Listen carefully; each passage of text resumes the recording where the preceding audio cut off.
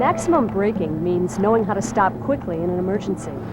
It's one of the most important skills you can learn as a motorcyclist, and one of the most important to practice. All motorcycles have a front brake lever on the handlebars and a rear brake pedal. On most models, the controls operate independently. Some models have special kinds of braking systems, integrated, linked, or ABS. Check your owner's manual to see if you have one of the specialized systems. Each system has different characteristics.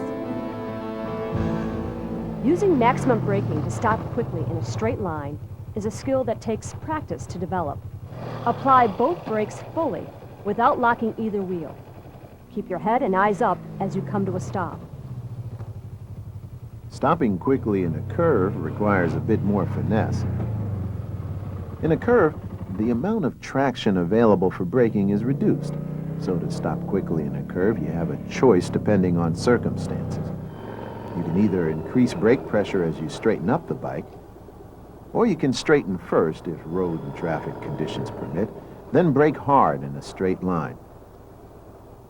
Either way, you want the handlebars square at the stop point. Whether stopping in a straight line or stopping in a curve, the important thing to remember is to apply both brakes without locking either wheel. Jamming on the brakes can cause the tires to skid. Definitely not a good technique. A front tire skid results in immediate loss of control. If a front tire skid occurs, immediately release the front brake to allow the wheel to resume rolling, and then reapply with proper pressure. A rear tire skid results in loss of turning ability. If you accidentally lock the rear brake on a surface with good traction and cause a rear tire skid, it is suggested that you keep the rear brake locked until you come to a stop to prevent a fall. However, if you lock the rear brake on a surface with less than good traction, like dirt, you can regain control by releasing the rear brake pedal. For all these reasons, practice your braking skills so they are the best they can be when you encounter these situations. Along with quick stops, swerving is another skill you need to practice.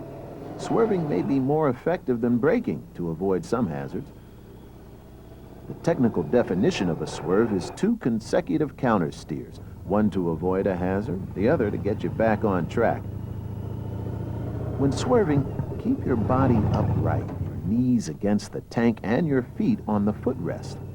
This allows the motorcycle to lean more quickly.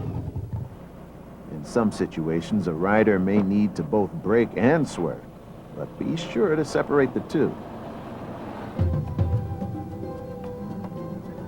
Since most crashes happen in the time it takes to think, hey, what's that? The most important thing you can do to avoid having to brake or swerve suddenly is to give yourself enough time and space to react. And how do you do that?